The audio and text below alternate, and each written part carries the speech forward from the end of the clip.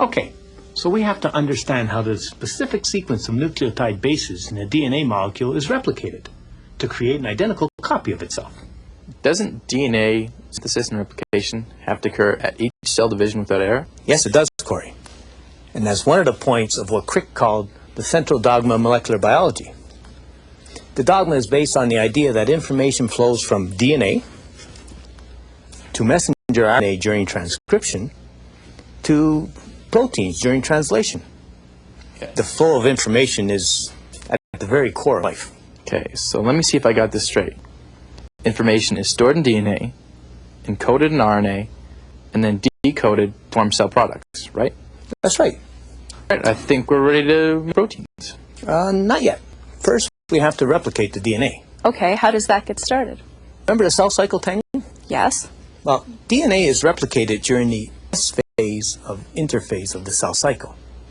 After a period of cell growth, the DNA condenses into thick strands that we associate with chromosomes. The condensed DNA cannot be read. Once cell division is completed, the DNA becomes uncondensed.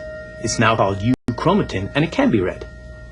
Let me use this model of DNA here to further show the structure of the molecule. DNA polynucleotides have a beginning and an end, just like sentences do. At one end of the molecule, a phosphate group is attached to the carbon. This is called the 5' carbon of the sugar deoxyribose. So this is the 5' end of the molecule. At the other end of the molecule, a hydroxyl group extends from carbon number 3.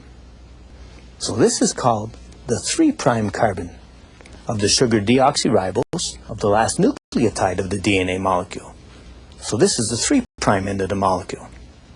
Similarly, within the DNA molecule, a bond between adjacent nucleotides is formed between the hydroxyl group of the 3' carbon and the phosphate group of the 5' carbon of the following nucleotide. So this strand runs in a 5' to 3' direction. It's called the leading strand. The opposite strand runs in the 3' to 5' direction. So these two strands are anti-parallel to each other. And this is necessary if the DNA is to be read properly. I see. Are we ready to replicate yet? Almost. Here's what has to happen. The DNA has to untwist like this, and then the nucleotides of each anti-parallel strand have to be copied simultaneously. This requires the coordination of more than a dozen enzymes and other proteins. DNA replication is extremely rapid. In prokaryotes, up to 500 nucleotides are added per second. It only takes a few hours to copy the 6 billion bases of a single human cell. The process of DNA replication is extremely accurate. Only 1 in a billion nucleotides is incorrectly paired. DNA replication begins at special sites called origins of replication that have specific nucleotide sequences. 2 specific proteins bind themselves to these origin sites. There are many origin sites to facilitate the replication of large amounts of DNA. The proteins untwist and separate the parental DNA strands.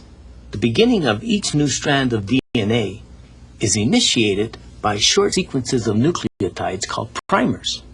When the primers are in place, enzymes called DNA polymerase begin the synthesis of new DNA by linking nucleotides to a growing strand. The nucleotides align themselves to the template of the parent strand and form hydrogen bonds. Adenine binds with thymine and cytosine binds with guanine. The strand grows in the direction of 5' to 3', since new nucleotides can only be added at the 3' end of the growing strand. Now, continuous synthesis of both strands of DNA at the replication fork is not possible because the sugar-phosphate backbone of the complementary strands run in opposite directions. They're anti-parallel. DNA polymerase can only elongate strands in the 5' to 3' direction. The problem is solved by the continuous synthesis of one strand, the leading strand, and the discontinuous synthesis of the complementary strand, the lagging strand. The lagging strand is produced as a series of short segments called Okazaki fragments, which are each synthesized in the 5' to 3' direction. The many fragments produced are linked together by an enzyme, DNA ligase, to form a continuous chain. DNA synthesis is considered semi-conservative. The new DNA is made by using the original DNA as a template. One parent strand and one new daughter strand appear in the final product.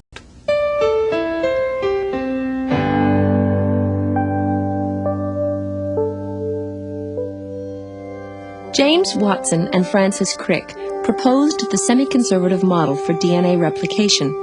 They predicted that when a double helix replicates, each of the two daughter molecules will have one old or conserved strand from the parent molecule and one new created strand.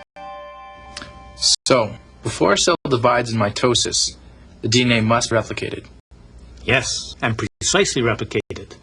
The information in a gene is determined by the number and sequence of bases that comprise it. It can be anywhere from 2,000 to 1 million base pairs in a given gene sequence. So, every single nucleotide base must be in the correct place. Right. What happens if there is a change? Any change in DNA is called a mutation, and this sequence here is certainly mutable. For instance, the base pair of cytosine and guanine could be changed by thymine and adenine. That would change the sequence of the DNA. But mutations are a source of new variations and essential to the process of evolutionary change. However, not all mutations are advantageous. Some can alter the function of a gene, which could lead to genetic disorders or cancer. Or couldn't there just be a mistake in the replication process? Yes, a mistake in the copying of DNA during cell division could cause a normal gene to become carcinogenic.